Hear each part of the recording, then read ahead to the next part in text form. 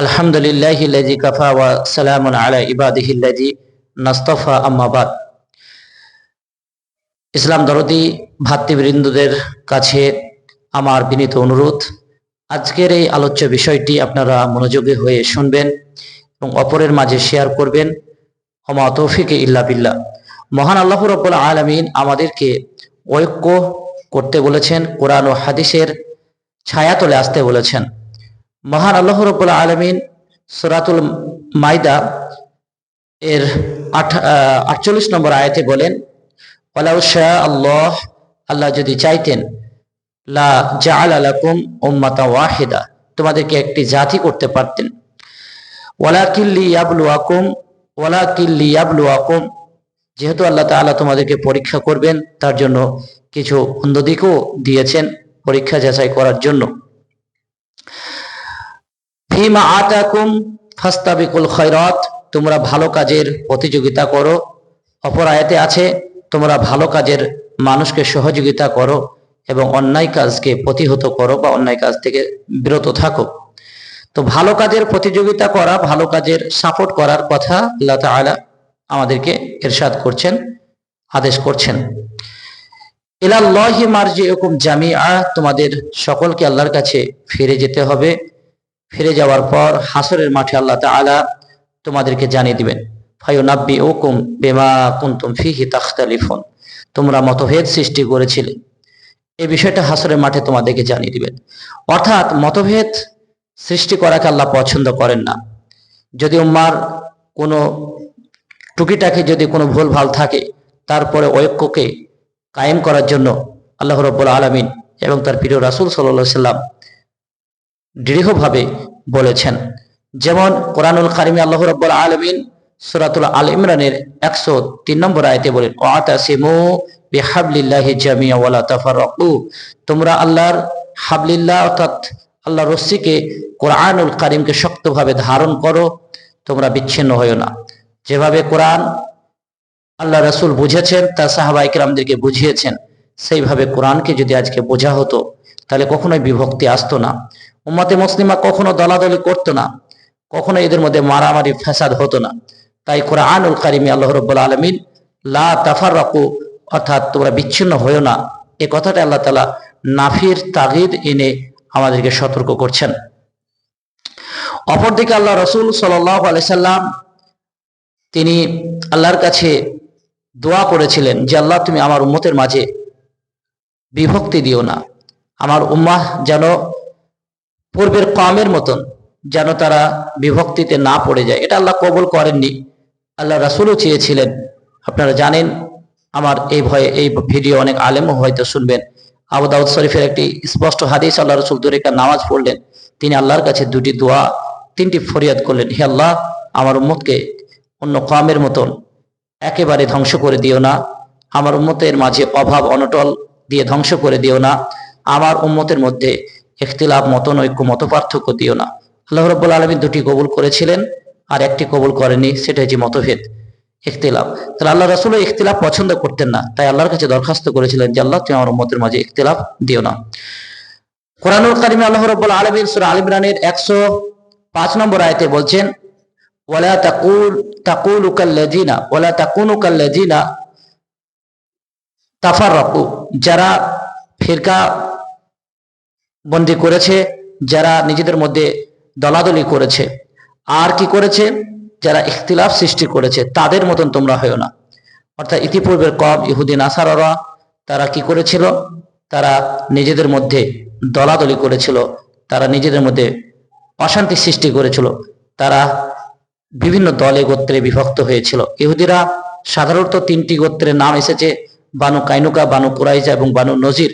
তারা 3টি গোত্রে বিভক্ত হয়েছিল এবং এক গোত্র অপর গোত্রের রক্তকে হালাল মনে করত, অথচ তাদের কাছে তাওরাত বিদ্যমান ছিল। মহান আল্লাহ রাব্বুল আলামিন আরো উপমা দিয়েছেন সূরা হাদীদের 16 নম্বর আয়াতে। আল্লাহ রাব্বুল আলামিন মুমিনদেরকে নিসবত করে বলছেন, আলাম ইয়ানি লিল্লাযিনা আমানু আন তাখশা কুলুবুহুম, তোমাদের অন্তর থেকে আল্লাহর ভয়ে অশ্রু প্রবাহিত করার কি সময় তোমাদের আসেনি?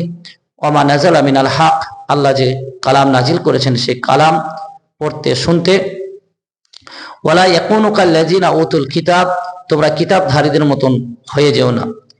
তারা দীর্ঘ যুগ পৃথিবীতে ছিল, তারপরেও ফাকাসাত কুলুবুহুম, তাদের অন্তরটাকে তারা শক্ত করে নিয়েছিল। তারা ছিল কাসীরুম মিনহুম ফাসিকুন, তাদের বেশিরভাগই ফাসেক ছিল, অন্যায়কারী, অপরাধী ছিল। কোরআনুল কারিমে আল্লাহ রাব্বুল আলামিন ইহুদি নাসারাদের উপমা তুলে ধরে বলছেন, সূরা রুম আয়াত নম্বর 32-এ আল্লাহ রাব্বুল আলামিন বলেন, মিনাল্লাযিনা ফাররাকু দীনাহুম শিয়াআন লাস্তা মিনহুম শিয়াআন কুল্লু হিজবিন বিমা লাদাইহি ফারিহুন, তারা এক দল অপর দলকে উপহাস করত এবং এক দল অপর দলের বিরুদ্ধে হইহুল্লা করত এবং তারা আনন্দ করত। ফারিহুন, তারা বলতো আমরাই হকের জায়গায়, আমরা সঠিক জায়গায় রয়েছি। কোরআনে এই সমস্ত উপমা উদাহরণ কেন আনা হয়েছে? প্রথমত আল্লাহ তাবারক ওয়া তাআলা সতর্ক সাবধান করতে চেয়েছেন যে তোমরা তাদের মতন হয়ে যেও না। সম্মানিত ভাইয়েরা, আজকে বর্তমানে উম্মাতে মুসলিমার জান্নাতি দলের নামগুলোকে নিয়ে প্রত্যেকে কিন্তু দলবাজি করছে। যারা পড়ালেখা করছেন তারাই বিষয়টি বুঝতে পারছেন যে এর পেছনে কারণ কি হতে পারে। যেমন বর্তমানে সালাফি নাম দিয়ে অবশ্যই সালাফ সলফে সালেহিনদেরকে, যেটা কোরআনে আনআমতা আলাইহিম বলা হয়েছে, কোরআনে সাবেকুন আল আউয়ালুন বলা হয়েছে, খয়রুল কুরুনকে সাবেকুন আল আউয়ালুন বলা হয়েছে, আনআমতা আলাইহিম বলা হয়েছে। কিন্তু যারা সালাফি তারা কি সম্পূর্ণভাবে সেই যুগকে ফলো করেন? তাদের গুণ, সালাফদের যারা সব থেকে টপ র্যাঙ্কের আলেম ছিলেন শাইখুল ইসলাম ইবনে তাইমিয়া রাহিমাহুল্লাহ, তিনার জীবনের যে ত্যাগ, আহমদ বিন হাম্বল রাহিমাহুল্লাহ তিনি যে জুহুদ মুখী আলেম ছিলেন, দুনিয়া থেকে বেঁচে থাকার চেষ্টা করতেন। আহমদ বিন হাম্বল রাহিমাহুল্লাহ, এছাড়াও ইমাম মালিক রাহিমাহুল্লাহ, যারা সেই সময়ের শ্রেষ্ঠ আলেম, জুহুদ মুখী আলেম ছিলেন, সেই গুণ আখলাক, তারা যে পদ্ধতিতে দাওয়াতের কাজ করতেন সেগুলো আমাদের বর্তমানদের খালাফদের মাঝে কতটুকু রয়েছে। কিন্তু নামটা নিয়েছেন সালাফি, কিন্তু ব্যক্তিগতভাবে অনেকে সালাফি হতে পারে, কিন্তু দলগতভাবে সালাফি হতে পারবে না। এরকম ভাবে আহলুস সুন্নাহ ওয়াল জামাতের দোহাই দিয়ে বেরেলি সমাজ, তারাও পর্যন্ত আজকে কিভাবে দলবাজি করছে, সরাসরি ভাবে তারা বলছে যে আহলে হাদিসরা হচ্ছে সম্পূর্ণভাবে কাফির, এভাবে ফতোয়া দিতে চলেছে। জনসাধারণকে তারা খেপিয়ে দিচ্ছে আহলে হাদিসদের বিরুদ্ধে। যারা কোরআন এবং সুন্নাহকে পাই টু পাই ফলো করেন, প্রতি মুহূর্তে তারা কোরআন এবং হাদিসের হুজ্জাত হিসেবে নেন, তাদের বিরুদ্ধে খেপে দিচ্ছে এমন এমন মানুষদেরকে যারা জিনার সাথে জড়িত, ঘুষের সাথে জড়িত, যারা বিভিন্ন পাপে জড়িত, তাদেরকে বলছে যে না আমরাই সঠিক, আহলে হাদিসরা আল্লাহকে আল্লাহর সাথে কুফরি করেছে, আল্লাহর আমরা হাত আছে কিন্তু আল্লাহর হাত আল্লাহর মতন আমরা সেটা জানি না, আল্লাহই ভালো জানেন। আল্লাহ আরশুস তাওয়া, তিনি আসমানে আছেন, এই ব্যাপারে কোরআনে কত আয়াত আছে, কিন্তু তারপরেও এই কথাগুলো বেরেলি আলেমরা সমাজকে বলতে চাইছে যে না আহলে হাদিসরা আল্লাহর অস্তিত্বকে তারা অন্যভাবে ব্যাখ্যা করেছে বলে একটা আলেম এইভাবে উস্কে দিচ্ছে জনগণকে। আমাদের আহলে হাদিসদের মধ্যেও বিশেষ করে যারা কিছু আলেম, সব আলেম নয়, অনেক আলেম আছেন আলহামদুলিল্লাহ। আহলে হাদিসদের অনেক মসজিদের আলেম আছেন, এত ভালো, এত নরম, মাদ্রাসাতে অনেক আলেম দার্সের কাজ করেন, এত ভালো, আল্লাহ তাদেরকে জান্নাতুল ফেরদাউস দান করুন, আমি এই দোয়া রাখবো। এছাড়াও কিছু আলেম আছে তারা দলবাজি করছেন, আমি তাদের নামগুলো নিলে হয়তো অনেকে খারাপ ভাববেন, তারা সম্পূর্ণভাবে দলবাজিতে নেমে গেছেন। দেখেন কোরআনুল কারিমে আল্লাহ রাব্বুল আলামিন সাহাবা ইকরামদের নাম সরাসরি এনেছেন সূরা তাওবার 100 নম্বর আয়াতে, ওয়াসাবিকুনাল আউয়ালুন মিনাল মুহাজিরিন ওয়াল আনসার। তো এখানে আল্লাহ তাবারক ওয়া তাআলা এই দুটি নামের পেছনে যে শব্দ ব্যবহার করেছেন ওয়াল্লাযিনা তাবাআহুম, এই নামের পেছনে ইত্তেবার কথা আসছে। সহিহুল বুখারীতে হাদিস আছে যে যখন বানি মুস্তালিক যুদ্ধে ফিরে আসার পথে আনসারদের এক গোলাম এবং ওমর রাদিয়াল্লাহু তাআলা আনহুর গোলামের মাঝে ধস্তাধস্তি হয়, আল্লাহ রাসূলের কাছে এই খবর পৌঁছায়। তারা উভয় ব্যক্তি ডাকতে শুরু করেছিল ইয়াল আল মুহাজির ইয়াল আল আনসার, এই দুটি ডাক যখন ডাকলো, দুই ডাকের পেছনে মানুষ জড়ো হতে লাগলো। সেই পূর্বের অবস্থায় ফিরে যাচ্ছিল, জাহিলিয়াতের অবস্থাতে, আবার মারামারি লেগে যাওয়ার পরিকল্পনা উপক্রম হলো। আল্লাহ রাসূল এই ডাক শুনে বললেন দুই সম্প্রদায়কে বললেন কওলু মুনতিনাহ, তোমরা এই গন্ধজনক ডাক ডেকো না। দেখেন, ডাক দুটো তো কোরআন হাদিসে আছে, কিন্তু আবার গন্ধজনক কেন বলছে? উদ্দেশ্য খারাপ। অনুরূপ আহলে হাদিস এবং সালাফি নামের পেছনে আজকে সূক্ষ্ম সূক্ষ্ম বিষয়গুলোকে নিয়ে মতানৈক্য সৃষ্টি করছেন। যে আহলে হাদিসের একটা সময় ভারতের মাটিতে সহিশুন্নাহ ভাবে দিন শিখিয়েছেন। আজকে আহলে হাদিসদের অনেক মাদ্রাসা প্রতিষ্ঠিত হয়েছে বলেই আজকে শহীদ দিনের চর্চা হচ্ছে। নাহলে ম্যাক্সিমাম মাদ্রাসা দেওবন্দি অথবা বেরেলিদের সেখানে মুকাম্মাল কোরআন হাদিসের তাফসীর বা ব্যাখ্যা হয় না। কি হয়? ফিকহের উপরে বেশি আলোচনা চলে। কিন্তু কিছু আলেম মানহাজ এবং আকীদা দোহাই দিয়ে কত সহিশুন্নাহ ভাইকে দূরে সরিয়ে দিচ্ছেন, যারা উম্মার মাঝে নিঃস্বার্থভাবে কাজ করছেন। তো যারা এইরকম কাজ করছেন তাদের ব্যাপারে আল্লাহ রাসূল সাল্লাল্লাহু আলাইহি ওয়াসাল্লাম সহিহ মুসলিমের হাদিসের একটি অংশ আমি বলে দিই। হাদিসটি হলো 4902 ইম্পর্টেন্ট হাদিস। আল্লাহ রাসূল সাল্লাল্লাহু আলাইহি ওয়াসাল্লাম বলছেন, ফামান আরাদা আই ইউফাররিকা আমারা হাযিহি উম্মাহ, যারা উম্মতের বিভক্তি চায়, উম্মাকে এক করতে চায় না, এই ধরনের ব্যক্তিদেরকে যেখানেই পাবে আল্লাহ রাসূল সাল্লাল্লাহু আলাইহি ওয়াসাল্লাম বলছে তাদেরকে হত্যা করো। অর্থাৎ যারা উম্মার ঐক্য চায় না, উম্মাকে সূক্ষ্ম সূক্ষ্ম জায়গাগুলোতে ধরে আর আকীদা মানহাজ ঠিক নাই বলে তাদেরকে দূরে সরিয়ে দেয়।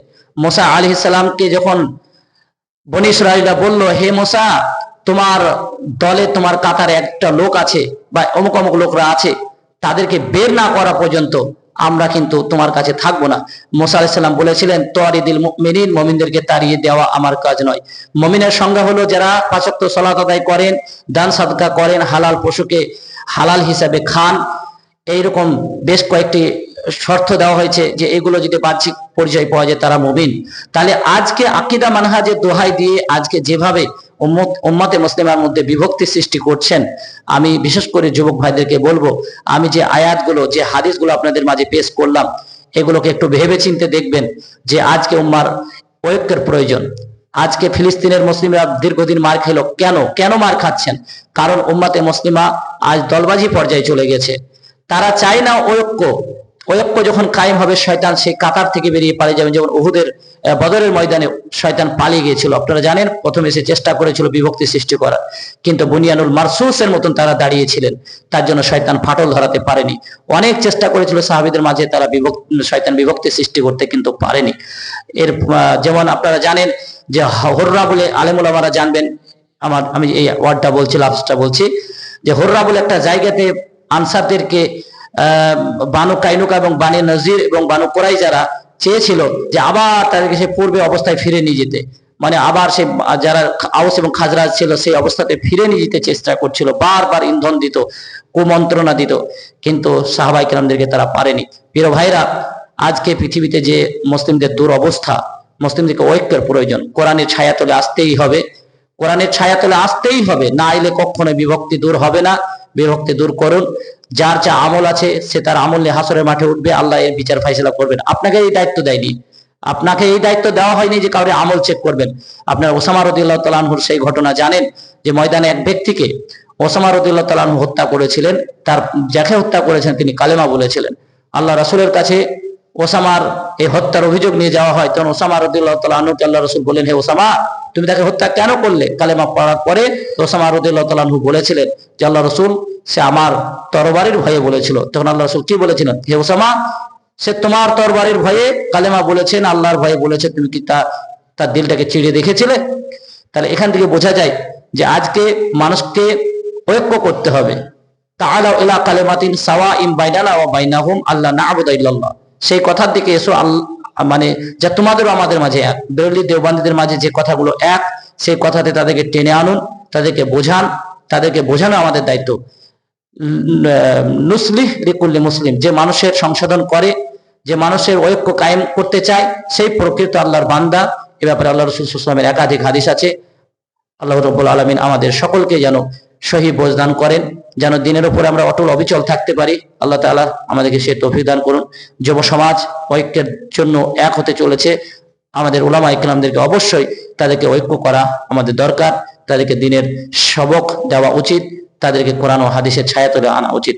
কোরআনুল কারীম আল্লাহ তাআলা মাইদার 54 নম্বর আয়াতে বলেন, ইয়া আইয়ুহাল্লাযিনা আমানু মাইয়ারতাদ্দা মিনকুম আন দীনিহি, হে মুমিনগণ, যদি আল্লাহর দ্বীন থেকে সরে যাও, ফাসাউফা ইয়াতি আল্লাহু বিকওম, আল্লাহ তোমাদেরকে হটে দিয়ে একটা জাতিকে আনবেন, তারা আজিল্লাতিন আলাল মুমিনিন, আল্লাহকে ভালোবাসবেন, আল্লাহ তাদেরকে ভালোবাসবেন, তারা মুমিনদের প্রতি হবেন কমল, খুব নরম ভাষী হবেন, তারা মুমিনদের প্রতি নরম হবেন।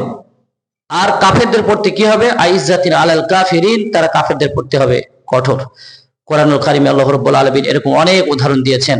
যেমন মুহাম্মদের শেষ যে আয়াতটি, সেখানে আল্লাহ রাব্বুল আলামিন সেম কথাই বলেছেন যে সুম্মা লা ইয়াকুনা আমসালাকুম, যদি তোমরা দায়িত্ব পালন না করো, যদি উম্মার সংশোধনের কাজ না করো, আল্লাহ তোমাদেরকে হটিয়ে দিবেন, তোমাদেরকে বাতিল করে দিয়ে একটা সম্প্রদায়কে নিয়ে আসবেন। তারা কারা? তারা আল্লাহ তার রাসূলের বিধিবিধানকে ফলো করবেন।